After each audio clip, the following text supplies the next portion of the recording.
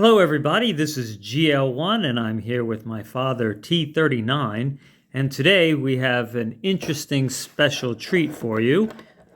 We have toys that are maybe 70 years old from the 1950s, military toys that represent World War II military vehicles.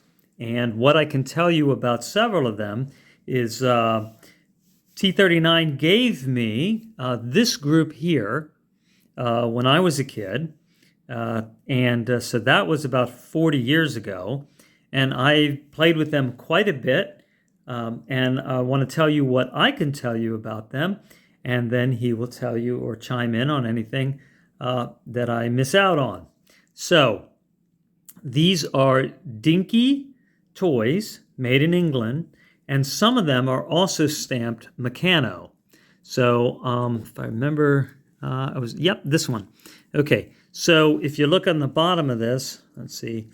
Yeah, you can see it. Okay, so Dinky Toys, made in England, Meccano Ltd. Limited. All right. Now, I always thought this thing was really, really neat because it has a chain. An actual chain, a metal chain. These are all metal. It has a metal chain that rolls on these like gears, really. And I have one that's off right here, and you can take a look at that. Okay, and I can slip that back on. And I used to play with these with little plastic army men, and I'm going to show you those later because I have a couple of American Army Men toys that I had. They're over 40 years old. And then I have some Italian plastic Army Men that are very highly detailed that are probably from the mid-80s. So, but with this set here, I want to show you that these three all came as one set. And you can hook this on, see that? And it has it's neat, it's kind of like an S, so you have to go up and over, and then that hooks on so it won't fall off that easily. And the same thing with this one. And so now it can pull it, and you could pretend maybe it's, pulling it through the mud or something like that. And additionally, if you'd like, you can have it pull this anti-aircraft gun. I believe that's what that is. And then you can hook this onto the back. And then that can all pull. And then if you want, you have this troop carrier, and that comes off. And then that's metal, and you squeeze that on, it goes like that. And then you could, if you'd like, you could have it pull that. Now, what's neat about these things, they also have like a hard plastic tire. But you can see they're pretty old, so the plastic is starting to crack. It is rubber. Okay, all right. Well, it's hard now. Yeah. Yeah. So this one says Dinky, and it says Austin on it. Also says Meccano. And some of you may remember that the Robo Roman Reigns episode has part of the robot Roman Reigns that I made myself has a Mechano robot portion to it. And Mechano actually is still active today, making sets that are kind of like erector sets, and they make robots and even kind of AI robots, so some pretty sophisticated stuff. But another thing that's cool about this is, look, you have this platform. You have these folding metal flaps for your platform here, so maybe more room for the guys to stand on. And then you have under here, so you can move that around, like they can kick that around. And then take a look at this. You can roll that, and it has a little bit of a gear. It's not real reliable anymore, but it can move the gun a little bit, like as if you were raising it up to fire. And actually, if you look, you can see the gearing. I'll try to get that light here for you. Get that in the right light. I think if I turn it around this way, And you can see a little bit of the gearing right in there. And then this, you see the gear on the spindle. And there you go. Just like our radio control car shows, you know, you could see that there's spindles and gears, and this works the same way. And you spin that and move things up and down. And actually, in a real vehicle like this, it would also have large gears, and that's how you would adjust the gun to aim at certain heights. So that's my experience with these toys. And T39, tell me what you can tell me about these. Okay, that the set that's in the foreground is, I believe, that the tracked vehicle is supposed to represent a British Bren gun carrier, which was manufactured in very large numbers during the war. It was a small tracked vehicle, and it was a troop carrier and could also tow some light artillery pieces. The anti-aircraft gun that you were showing off is probably supposed to be a Bofors 40 millimeter gun. The small little cannon behind, which you see behind the truck now, behind the Austin, I would say is either a 2-pounder. It's probably what they called in those days a 2-pounder. It was a little anti-tank gun. Going further to the back over here, is that going to show?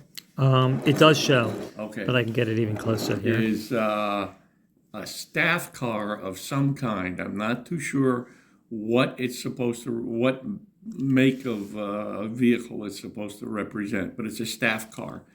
And then I always love that.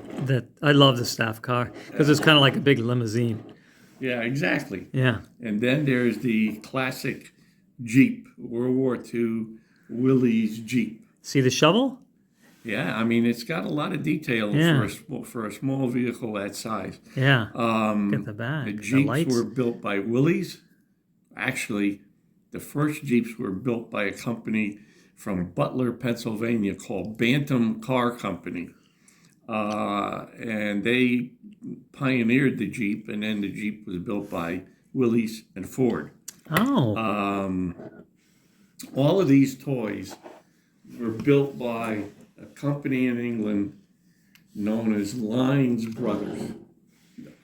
Two brothers started out, I guess, in the Victorian era building wooden toys. Then one of the brothers had 4 sons. 3 of those sons went into business making tin plate toys, stamped tin toys, and the company was known as Lines Brothers. They built or they manufactured toys under the name of Triang, Dinky, Meccano, and they also did Hornsby's trains. Interestingly enough, because of their experience with stamped metal products during World War II, Lines Brothers got a contract to develop and build a variant of the Sten submachine gun. The Sten was a very, very cheap submachine gun made for wartime demand. Lines Brothers, because of their extensive knowledge of stamping, managed to reduce manufacturing time and reduce costs. They cranked out the Sten at about $11 a copy in those days, and the labor time involved was 5.5 hours, which is really, really fantastic because they relied a lot on stamped parts. Gun was made almost entirely of stamped parts. I know we're diverging from the toys over Oh here no, but that's and fine. onto the Lines Yeah. Brothers, but they reduced the number of parts in the submachine gun to something like 46 parts, and there were only 2 parts that were not stamped. They were the barrel and what they call the bolt, but everything else was stamping. So much for the Dinky / Meccano toys, which are basically they're all cast. There are some small items that are stamped steel, like the windshield on the Jeep and the shield Mm. on the gun and the gun platform for the anti-aircraft gun. Most of the parts are on these toys are die cast, which was also something that Lines Brothers did very well. This is not as easy as I thought. No, this it's putting not this easy chain to on get- is not as it's easy as not I thought. easy. That's why it comes off. Oh wait, there you go. Okay, there you go. All right, I was fighting it too much. Okay, there. Then I don't know if we want to show these other. Yeah. Yeah, Tell me about these this- others. These are neat. This is this showing on the screen? Yeah, but we can bring it closer. Okay, yeah. That is a representation of a World War II Dodge ambulance. It says Hickam Field, which was at Pearl Harbor when Pearl Harbor got attacked.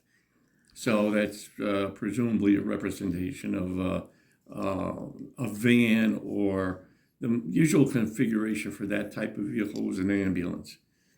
And then the final one here, this desert sand colored vehicle, is an Italian model, and it's 90 millimeter anti-tank. It's a dual purpose anti-aircraft / anti-tank gun.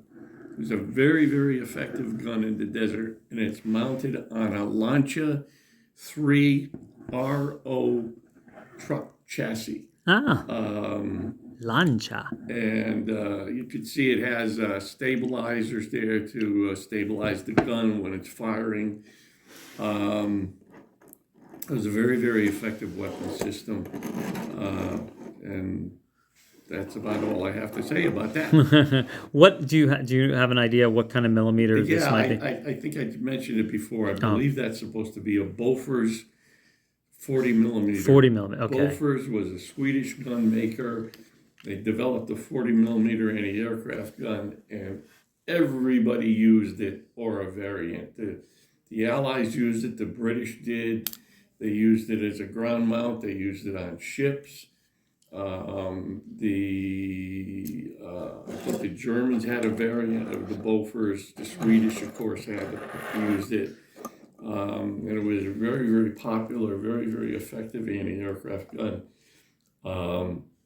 It served actually both sides in a war used it, or a variant thereof. Would you happen to know, is a 40 millimeter shell going to be lighter than the 90 millimeter? Oh yeah. Yeah, and would it go further, or would they use a different? No. The 40 millimeter was basically strictly an anti-aircraft gun. The 90 millimeter is in the European system of designation was 90/53, which means the barrel was 53 times longer than 90 millimeters. So if you multiply 50 times 93, you get the length in millimeters of the barrel. Anyway, it was classified as a dual purpose gun because it could either shoot down airplanes or change the ammunition, and you could shoot at tanks. And it was very, very effective anti-tank gun. So to have that kind of power, it would really shoot far for airplanes as well. It was like, if anyone who is listening has ever heard of the German 88, this gun, the 90-53, was very, very similar to the German 88. And the Germans used it as an anti-aircraft gun, and also as an anti-tank gun.